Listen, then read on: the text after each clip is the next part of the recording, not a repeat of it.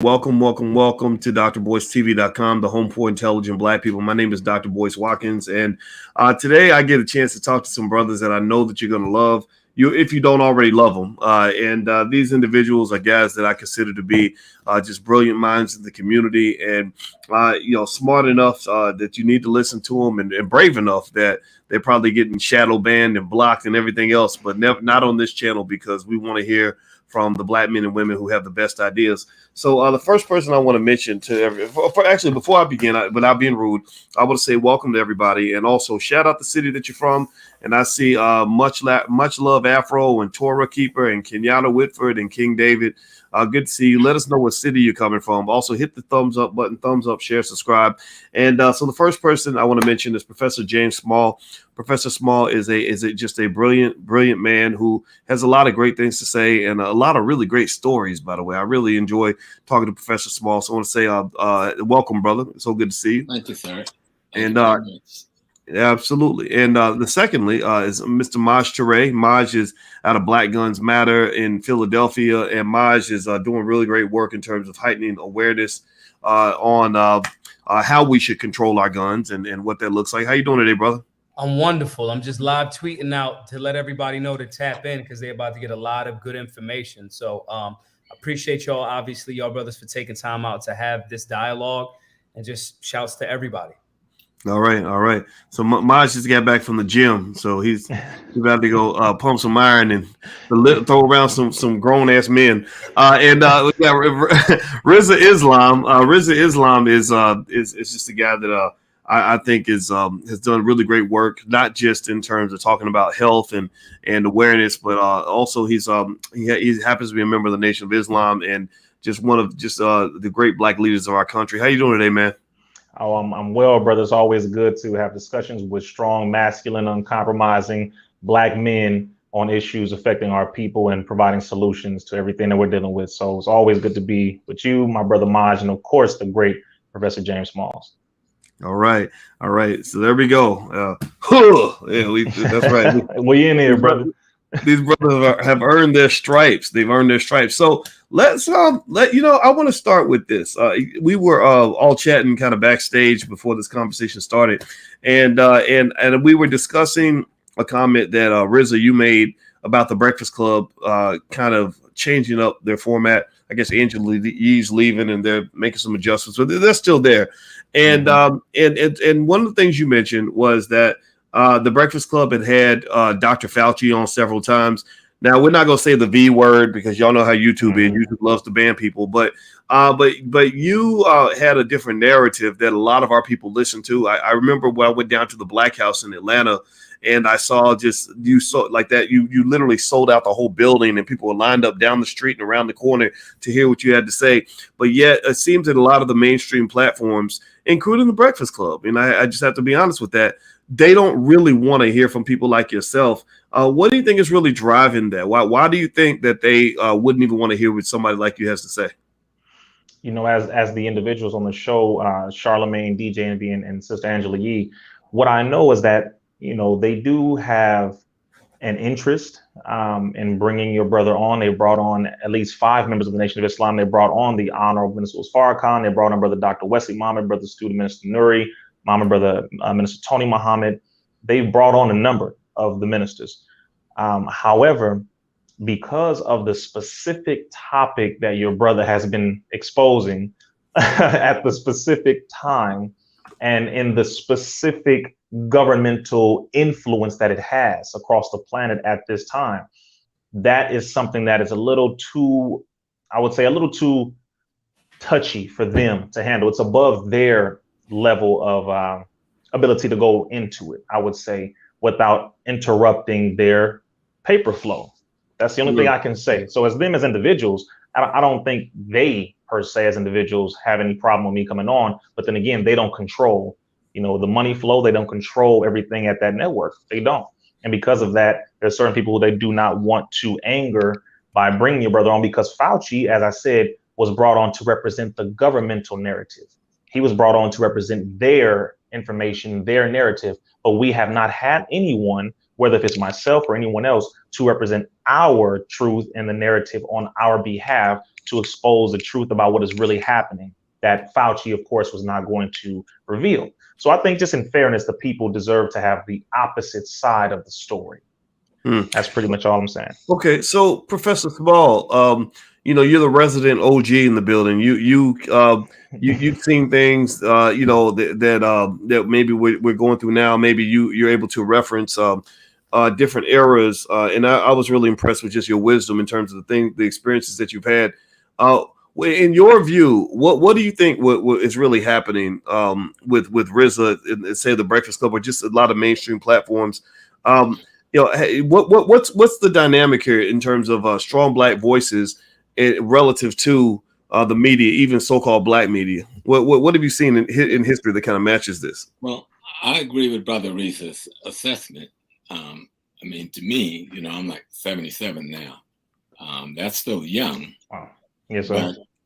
But Rizza reminds me of when I'm 16 and I'm meeting a guy named Malcolm X. That point of view, that way of doing your analysis, that kind of raw, very honest, straightforward. The media don't want to hear that because, like he says, it becomes the bottom line. And I'm working with a media project. I've had to fight every single day. My only victory is they only pay me $500. So I could tell them to step off and go, but I decide to stay and fight. And you win some and you lose some, in the project that I've been working on. But I fought to make sure that our image get the best possible presentation than we can. And I've embedded myself in such a way, it'll be a little hard to get rid of me without losing some of the Black actors that they don't want to lose. So what Brother Rizza, and I've been watching him in the last couple of years, and we were in Atlanta together, but the COVID thing, everything was so crazy.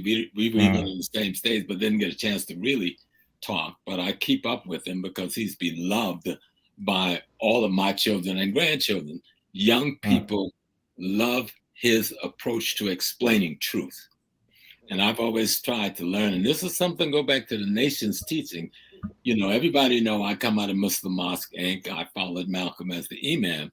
But Malcolm came out of the Nation of Islam. So some people cut it off right there, right? No, you got to follow the source. And I've tried to learn a methodology that was the way the ministers in the nations taught back in the 50s and the 60s. It was what Malcolm called making it plain. Tell the truth so that the people that you're trying to help understand what you're saying. That's what I like about you, Brother Rizza. You've captured it. How do I tell the truth so this next generation who you represent, you're their spokesperson, how do I say to them and give an analysis of a contemporary situation so that they get it? That's what they're afraid of. What they've always been afraid of, Okay. Don't let the people get it. Okay, so Maj, let's since we're on this theme of the Breakfast Club, and they were a big part of the news today. I know you and I've talked, and if I'm not mistaken, you had mentioned that they seem to not really want to hear what you have to say either. Maybe because you don't fit into a political box. And I want to be clear to everybody, this is not a criticism or an attack on anybody, but it is kind of pointing out things, right? So we talked about the paper flow, as Rizza calls it, which can suppress certain voices in the Black community. With Maj, what I see is that because you don't really fit squarely in a Democrat or Republican box, among other things, that causes them to kind of say, well, we got to stay away from this guy. What's your experience been when you've had your people kind of reach out to platforms like the Breakfast Club? I think that if some of these guys made a fuss, there's no one more so-called controversial on the planet right now than controversial in air quotes than Minister Farrakhan. I mean, yes, in reality, right? Yeah. Based on lived experience, based on you can't trick me because I was there, because I'm older than you, because of still being healthy, still all of these different things. And they had the minister on. Just like, Brother Rizza said, they've had a lot on. So it's not the thing about the devil is the devil will play if the devil could make some bread. So it's not about like if Rizza is on there, the level of controversy and clicks will be through the roof. So I think that they do have a way of, meaning the actual Angela Yee, Charlemagne, and Envy, especially Charlemagne, they could press to have, you know, anyone that they want on. I think that they pick their targets very, I think they give one and they take one. I think they so-called give one and they give 3 to the other side or 5 to the other side. To Rizza's point, so I do want to give them some pushback in that regard. But at the same time, you know, so what the elder, you know, Professor Small is saying, they also do understand that the ability or the power of to translate a lesson very simply is something that could really, really impact their advertisers' revenue. Because those young people that listen to that will, if all it took is an hour long format discussion with Rizza on there, changes the minds of a lot of young people. Very simply. And it's not that the brother will, and I'm deferring to Rizza because he's way more polished in his communicating than I am. And I'm talking about violence. So it creates a different, you know what I'm saying? It creates a different like thing. He's super respectful. I reserve the right to be very disrespectful. You know what I'm saying? Give me some of that too, brother. I'll take some of that too, man. Right. You know what I'm saying? But there's a, and I'm gonna say this, one of my favorite presidents is Barack Obama, not because of policy, like at all, but because of his ability to remain cool in the face of clear racism as he ran. That's a skill set that very few people, usually when I have my firearm on me, I could do that because I could just avoid. But he was in a space where he couldn't avoid. And that's a skill set that, and I think Rizza has that. You know what I'm saying? And so somebody like me not being on, I could absolutely understand why. I could absolutely understand why even more so, because you can't box him in the same way because he's too polished. He's too good. You know what I'm saying? And so in regards to me, I kind of knew they wasn't gonna, like, I made all of Black America go buy guns.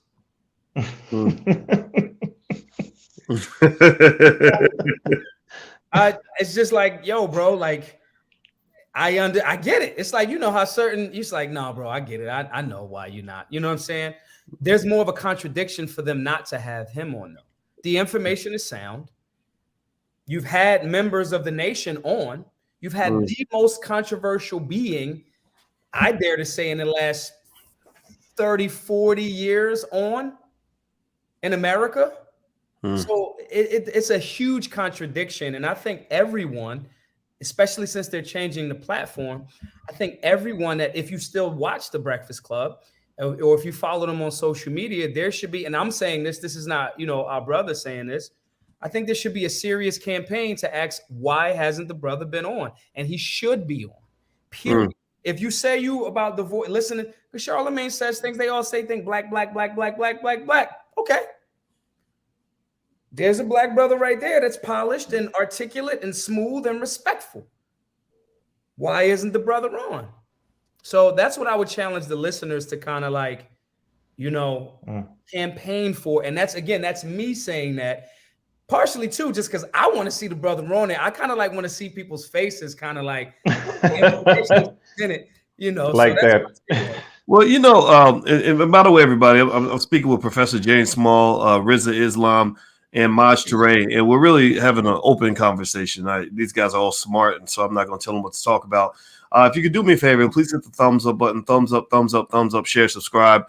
Also, you know, just in terms of this conversation about independent media, you know, we're not 100% independent because we are on YouTube and Spotify and stuff like that.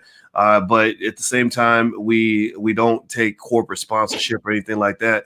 so we can avoid the problems that these brothers just described, and so there are Black-owned businesses that do have our back, though, and one of them is on the screen, Baybright BVE. I'm gonna read this because they're supporting this podcast, so they deserve to be shouted out. Baybright is an author, musician, and entrepreneur, and the CEO of Baybright Vision Entertainment. BVE licenses digital products in the form of urban music, ebooks, and merch. All BVE products by Baybright are available now at baybrightbve.com and at all major digital retailers worldwide. So if you support these ideas, I hope you will support the Black-owned businesses that step up, because one of the things I'm hearing, Professor Small, is that the money is the motive in terms of containing and controlling Black voices, that our economic independence on our oppressors and these other people that don't have our best interests at heart. It's one of the things that keeps us from truly being free. I'll say, I did get invited on the Breakfast Club a few times. I was honored to go on there, and I had no problem with Charlemagne. We were cool when we talked and everything. But at the same time, I think that we are not always aware of the depth of economic warfare that's declared on our people in terms of how money is used, not just on Black people, really around the world, Professor Small, to allow that man to pursue his agenda. He uses economics to achieve a goal. Can you kind of speak to some of that in terms of things that you've seen in your experience? Well, my thing is to follow history. History erases the mystery, but you got to really look at real history, right? And we know you can't separate your economic, your politics, and your culture. Those three things are married. And what they try to do in this country is make us separate them. Economics over there, you deal with that separately. Culture's here, you deal with that separately. And your politics is here. No, those things are married, but they have positions. Economic is at the foundation of the other two, even though culture, which is at the top, directs, because in the culture is your ethics, your moral, your spiritual consciousness. It directs the intelligence that governs the economics. Last year we recorded that Africans in America spent $1.6 trillion. If that's true, we shouldn't have a single unemployed person in America. If that's true, we shouldn't have a single brother or sister going to prison in America. So what is wrong there? If we spent that much, the reason it doesn't have an effect, and this comes back to you, Brother Rizza, you see, because it is how you give direction to the money, how you give direction to the mind that creates the ideas that interpret how monies are used. That's what people are afraid of. It's okay, they got money, let them make all the money they want. Long as there's nobody saying, hey, yo, come here. There is a method to the money madness. How do you spend it? How do you make economic, politics, and culture produce food, clothing, shelter, and safety for you and your family? How do you use economic, politics, and culture with economics at the foundation, right, to get control of land, labor, and resources where you live? That's what they're afraid of, those kinds of directions. And to put it in a framework, in a conversation that the youth understand, because we say youth, but we're talking about the most college-educated group of Blacks in the country, in the history of the country, the most technically educated groups of Black in the country, in the history of the country, the wealthiest group of youth in the country, in the history of the country, from our community, and they need guidance and direction. It's fact. That's what it's about. Well, you know what? Before I pass that ball to you, Rizza, man, I have to just say, I was meditating on what Professor Small said, and I'm gonna put this on the screen, everybody. I need y'all to pay attention. We're about to go to class right now. We're about to go to church, whatever it is. I need everybody to remember those three words he mentioned and how important it is to tie them together. Economics, culture, and politics. Now, he said economics, politics, and culture. I switched the words, and let me explain why. I thought about the word escape. And if you take the word escape and you take out the S and the A and the E, you get economics, culture, and politics. Okay. So, Black people, if you want to escape the chains of oppression, then you need to control your economics, your culture, and your politics. That acronym, ESCAPE. Everybody type the word ESCAPE in the chat who gets what we're saying right here. I think an easy acronym. Yes, the word ESCAPE. Everybody write the word ESCAPE. Your economics, your culture, and your politics must be connected for you to really get this thing called freedom. And so Rizza, Professor Small made a brilliant point where he said that they're getting us to, or they've gotten some of us to believe that economics, culture, and politics should be separated. That you can talk about the culture and the politics over here. Everybody go vote. Let's all talk about our favorite rappers and all. The BET does the award show. For the culture. So we're always talking about culture. A lot of talk about politics, but the talk about economics is somehow in many cases separated from that. A thing or two about how those things connect, because I know what you talk about within the Nation of Islam. That's why I admire the Nation, because I think the Nation gets it. What are the conversations among young people that you're having in terms of helping us really just understand that, just what freedom really looks like? You're one of the freest Black men in America. What does that mean, and how do you achieve that, and how do you maintain that? The first thing is we have to be honest about exactly how free we really want to be and what it will take for us to get there. And one major difference that I've noticed within this generation versus not in our brother elder Professor James Small's generation, but right below his, is that there is a fear factor still controlling a lot of our people. They are afraid, because once you get out of an area of your comfort, once you get out of an area of what you are used to, then you realize, wait a minute, if we are not going to rely on our open enemy to give us food, then that means we must have to become the producers of food. If we cannot rely on this system to provide education for us, then now we must become the educators. If we can't rely on them to produce international trade and commerce and business agreements across the diaspora, then that means we have to become the tradesmen and women. We can't rely on them when it comes to the economics, the money, the trading on Wall Street, or the moving things for gold and all of the different resources. We must become the architects of all of this. So now it forces me to think in a way where I have to be at cause and no longer at effect. I have been used to being at effect for so long. I've been used to letting other people do things for me. And now I'm at a point to where I have no choice but to rely on my people and ourselves. That is not an easy reality for a lot of us to accept, because we have become comfortable with being lazy, mediocre, and bowing down to our open enemy. Is really at that point, and this generation gets it, because now you have 16-year-olds becoming millionaires from drop shipping on the internet. You have 14-year-olds becoming millionaires from doing video game reviews on YouTube. You have, there's a different world out here now, to where the bar is different. The bar is different. I don't have to have a master's degree to become a millionaire. I don't have to have a PhD in order to control the area upon which the PhD has been given to me for. Bill Gates, for example, who runs the majority of the medical industry while having no degrees in it. There's a different world here, and we understand there are other factors. Yes, when it comes to him and his father and his lineage and white and all of that stuff, but at the same time, it's a different world. It's a different reality. So we have to get over our comfort is one major thing. We have to get over the fear of this body being destroyed and look at those who can control the soul and the spirit. That is who we should fear, which is, as we're taught, and you already know, is Almighty God, Allah, whether if you want to call it the Most High, Jah, etc. That is the only entity that we fear. That's where it is for us at this point, which is why, as all of you were saying, we're not liked by those who enjoy comfort. None of us on here are liked by anyone who enjoys comfort, because comfort, even when it comes to water and how it flows, anything that remains stagnant becomes stale.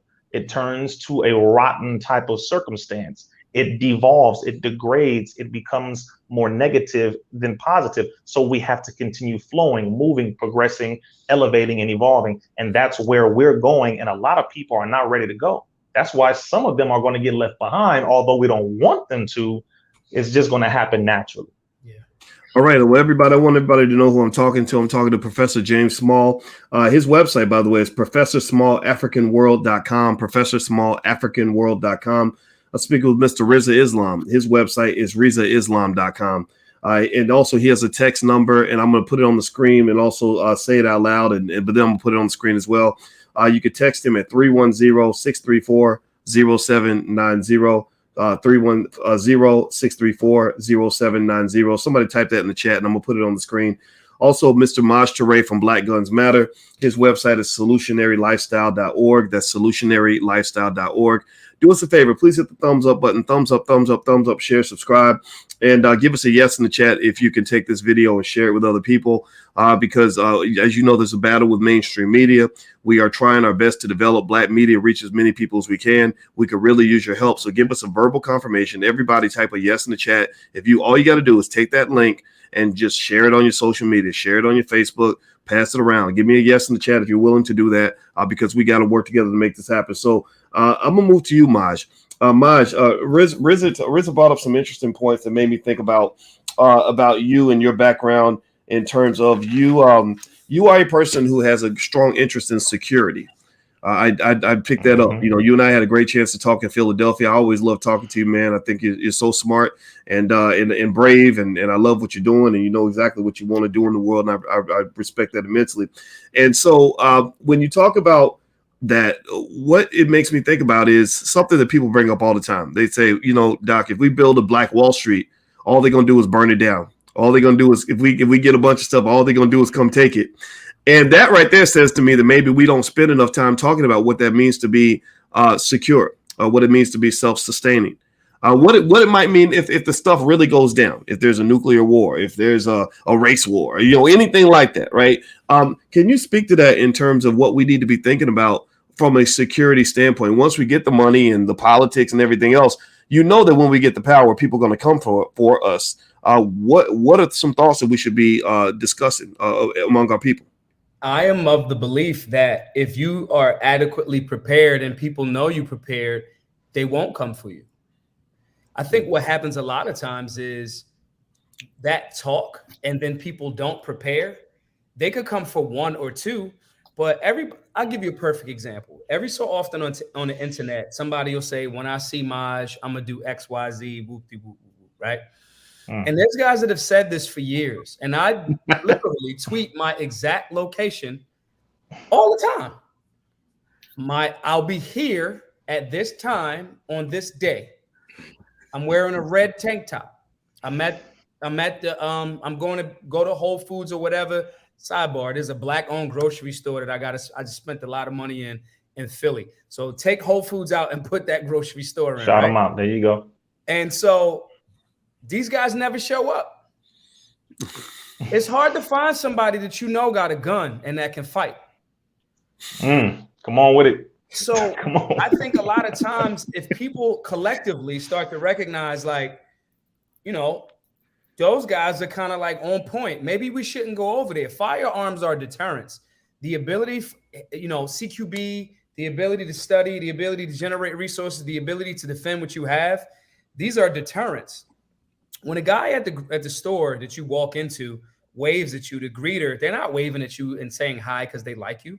They're letting you know that I see you, to stop you as a little deterrent for you to stop potentially taking stuff. So I think a lot of times when that statement happens, I think we're doing a 72-hour course with our brother Akil. That's a Green Beret. That's a Special Forces dude. September the 16th through the 19th. And I hear a lot of people saying, yo, man, I don't know if I'm ready for that course. The course is how you get ready. Why am I saying that? Is because in the process of getting ready and being very clear about your level of ready, a lot of people that are cowards won't even try you.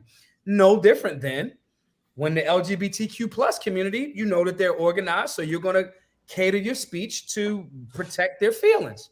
No different than when our Jewish folks, when they got a position, to not say certain things because they're going to call you an anti-Semite. I'm not mad at them for doing that.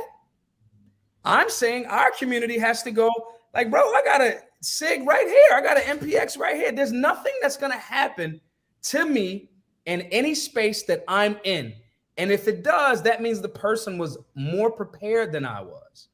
So I think a lot of times when people say that, they kind of saying it, to the point of like, you're really kind of just scared And this fear, like I didn't expect to be alive this long. Everything from here is like a up, bro. Like that's a fact.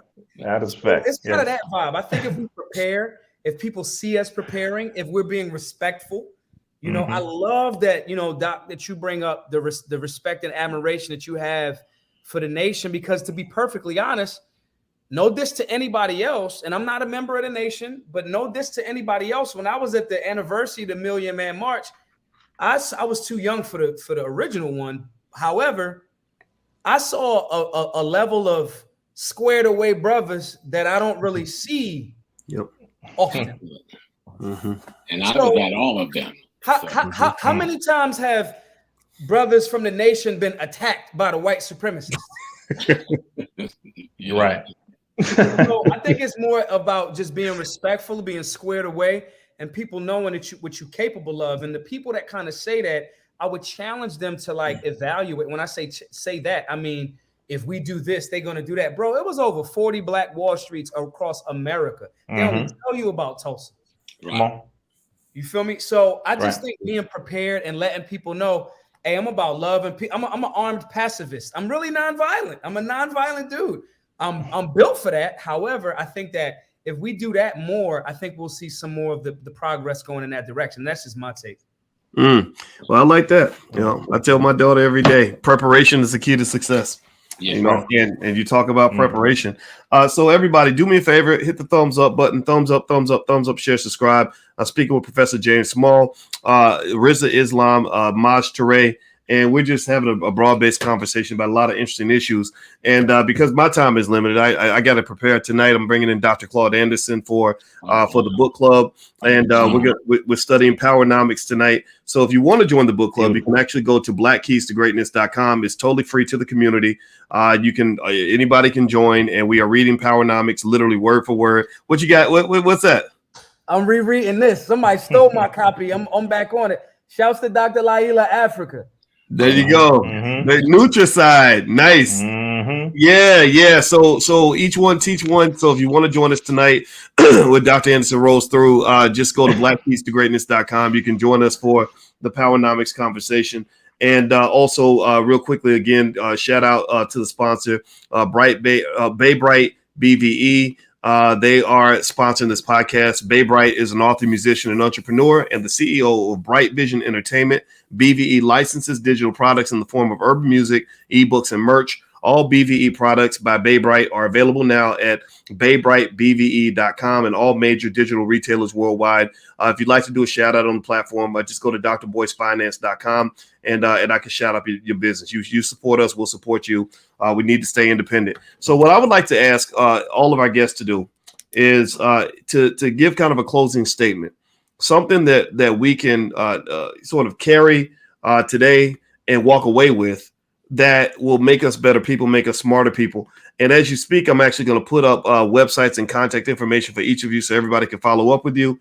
And I hope it's okay for me to lay it out like this, but in my mind, I want to go to Rizza first, and then Maj, and then end with the King Elder, Professor James Small. So Maj, Rizza, fire away, brother.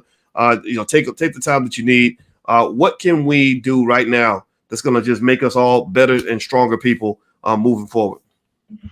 First thing I'll say is we need to go ahead, as the most honorable Elijah Muhammad said, which is find the unity among those who are like-minded. One major issue that we have is that we think that we have to unite with every single individual among our people in order for us to become successful, when in reality, that isn't the case. We have a number of our people that are too far gone mentally, whether they are programmed, they've been mentally infiltrated, or what have you. So we have to unite among those of our people who are like-minded. That is number one. Number two, the Honorable Minister Louis Farrakhan said that we should argue over religion after we are free. And the last thing I will say is we should not have any fear of any enemy whatsoever, wherever, at any point in time, because we are the most powerful generation that has ever been produced, is what the Honorable Minister Louis Farrakhan said. And God is behind us, whatever you want to call it, him and or her. We literally are the answer to the prayers of our ancestors. There is no one else that we need to rely on. We will not and I will say this very clearly for our generation, I refuse to pass this on to my children.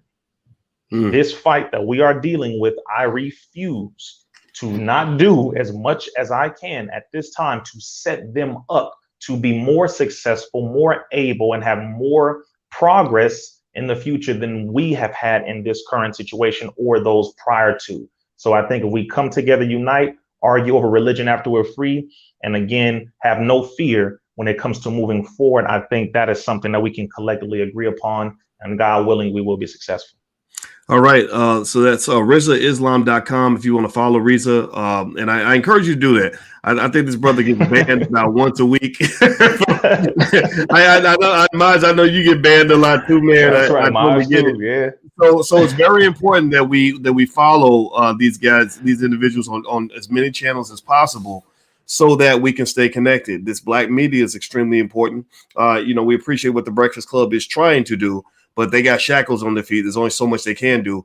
The real true freedom fighters are individuals that are in this room. So I encourage everybody, text 310-634-0790, and you can stay connected to Rizza, even no matter who tries to block him or ban him. All right. So Mr. Maj Toure, what's your final statement, sir?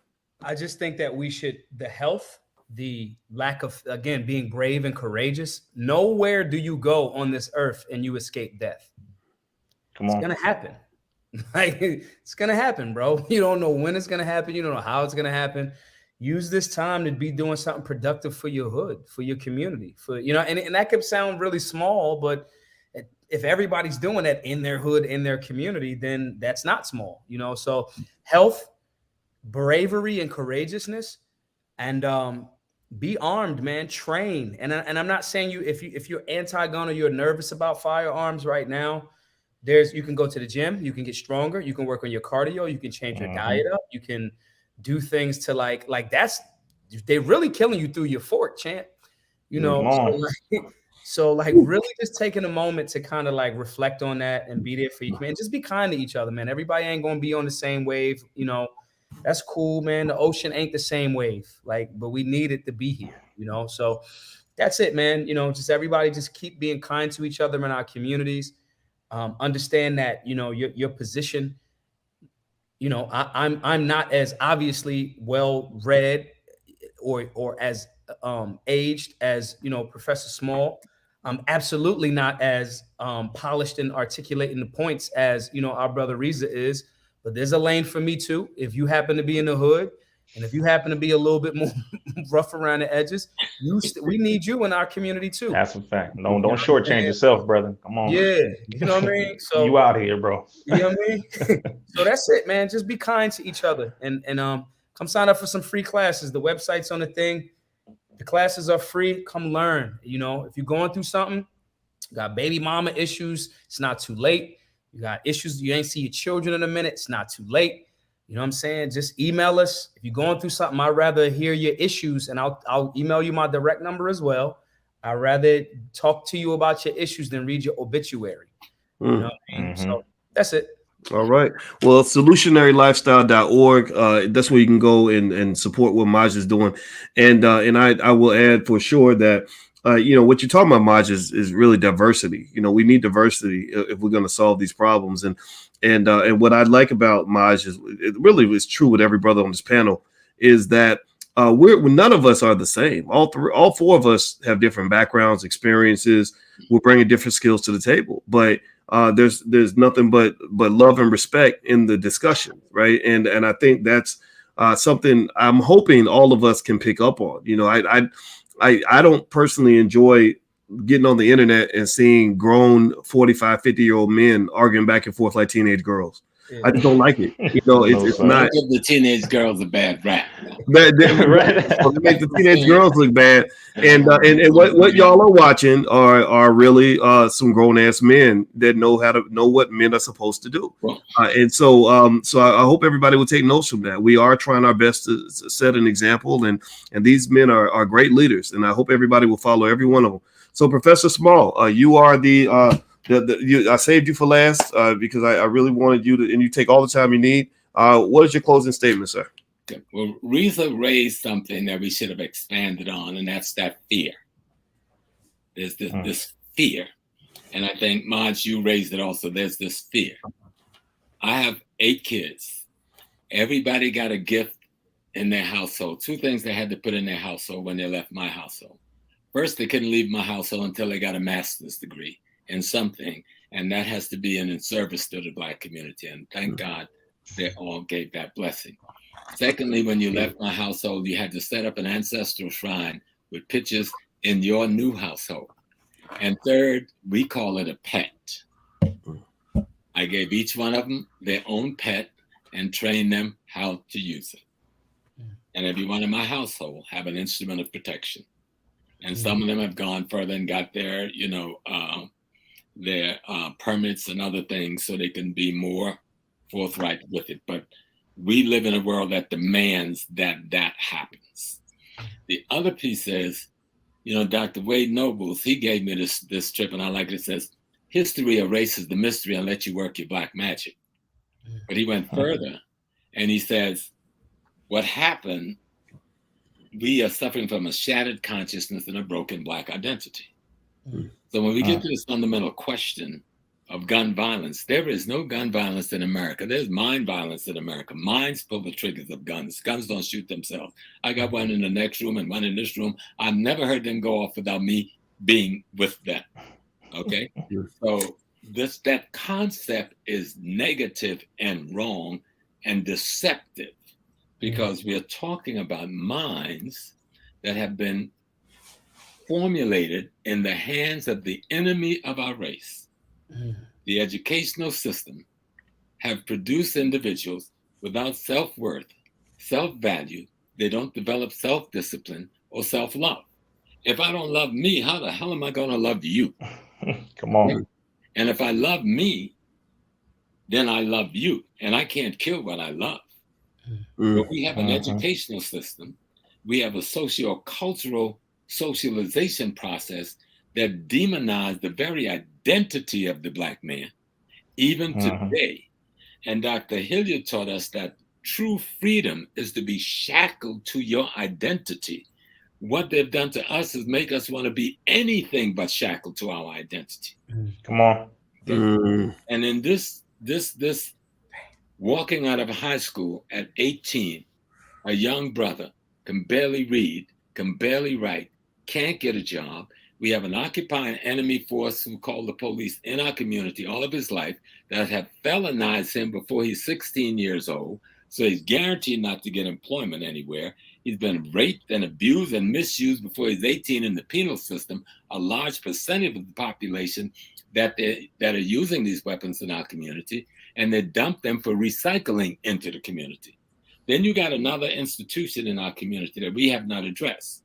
It's the churches, especially the Catholic Church, that run these child care facilities, that run these homes for children facilities, that take these babies from young black teenagers when these kids are like 15, 16, 17 years old, and they've got this 1 to 2 year old baby that they miseducate, abuse, misuse, and turn into drug addicts, and at 18, dump them on the street with a one-time welfare money. And the women that dump them on the street and give them a welfare apartment and welfare money, most of them have not finished a high school. That is the population that have been so damaged, that is angry, hurt, scared, without hope, and without opportunity, that's fighting against us. They're rebelling against us because we are not addressing the genocide that has been heaped on that population. And I think we need to pay attention to it. And we have lessons. And Rizza, I don't know, you may have heard me speak, because I have a problem. See, folks say, how are you going to be the imam of Malcolm's Mosque? But half the time, I'm talking about the Nation of Islam. Because the only institution in this country to this date that has been going since the 1930s, that have been able to resurrect the most damaged black men in the history of the world and make them whole men again, is the Nation of Islam. Now, they have a program that obviously works. And the churches need to go sit down with the minister as a minister. I don't want to become a Muslim, but show me how that program works. Right. All right. Show me how it works. The social institutions in our community, because we got these babies that have been damaged by the system. Yes, we've got millions that go to college. We got most of our people got jobs. Most of them are living relatively good. But we got millions that have been damaged deliberately and injured and hurt. And they're the ones that's striking out of the hurt, the pain, the fear, the hopelessness. And it is our job to give them hope. You know, yes, sir. It's our job to give them possibilities and an opportunity. You know, right now, we don't even, if I call right now, brother, to have somebody come and fix the plumbing in my house, the last person I see walk through my door would be an African-American child. If I call for anybody to do the electrical work in my house, the last person going to ring that bell is going to be an African-American child. If I call for a roofer, if I call for someone to do my yard, something's wrong with that. This is where we come back to that question of economic politics and culture. You can't take control of that unless you take control of the socialization of your children, which is how they get their values, their interests, and their principles. And you can't do that unless you give them the real history, not the other people's history of you, but your history of yourself. So my thing is always big: history, history, history erases the mystery, allow you to work your black magic. Wow. I really love that. And I think that's a great way for us to all make sure we're walking away with something. I want everybody in here listening. I don't want you just watching it and clapping and saying, way to go. I need you to see yourself as part of this process. We don't need nobody on the bench. Everybody's a player in this game. So the first thing you can do, ProfessorSmallAfricanWorld.com. Go support this brother, connect to this brother's social platform. Everybody do that. Also, give me a yes in the chat if you will take this video, and I'm asking each and every one of you that's watching, please promise give me a verbal yes that you will take this link and you will share it on your Facebook, your Instagram, anywhere you can share it, because y'all know as well as I do. I mean, you don't get this everywhere. You ain't gonna get this on TV.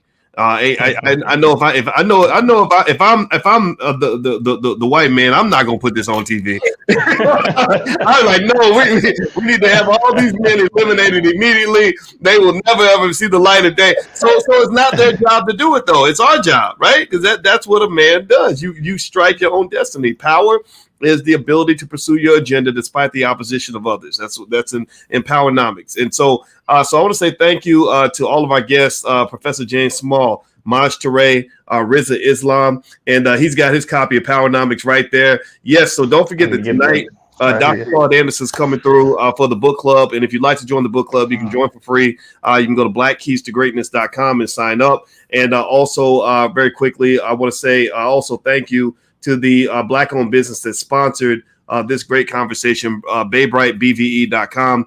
If you'd like for us to shout out your business, shout out your platform, or blow you up, just go to drboycefinance.com. And if your business is in alignment with the mission of this podcast, we will consider you. We reject a lot of businesses, but there are some. But if you fit the description in a good way, we will bring you in. And so thank you all, everybody, and God bless you, brothers. This was a great conversation. And everybody that's listening, please have a wonderful day. And don't forget, you can check this podcast out on Spotify also. So we'll see you soon, and take care now. Peace. Peace and blessings. Peace.